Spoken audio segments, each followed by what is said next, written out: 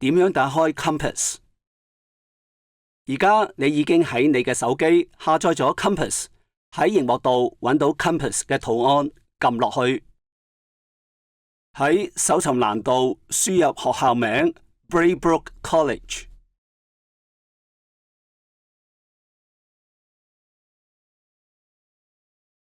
下面會出現 Braybrook College， 撳落去。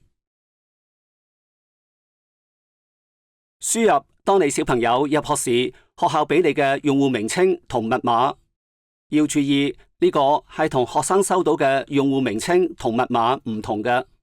每個家庭共用一個賬戶，意思係兩位家長會用同一個用戶名稱，但可以分別喺自己嘅手機或者電腦登入。如果你冇呢啲資料，請向學校辦公室查詢。你嘅用戶名稱係由學校設定，唔可以更改。至於用戶名稱，英文字母可以用大階或者細階輸入，數字係唔會變嘅。但係密碼嘅英文字母通常係隱藏咗㗎，一定要照翻原本俾你嘅，或者你自己設定嗰個輸入。唔可以將應該用大階嘅字母打成細階。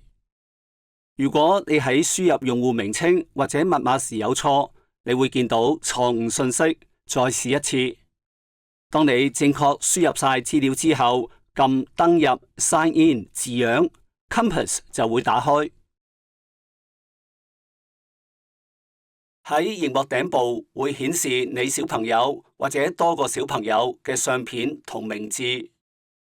喺呢一頁，即係所謂嘅首頁，你可以揾到你需要嘅資料，例如為學校活動簽署同意書，或者申報你小朋友缺席。喺另一條影片，你可以再了解更多，包括如果你唔記得用戶名稱或者密碼要點做。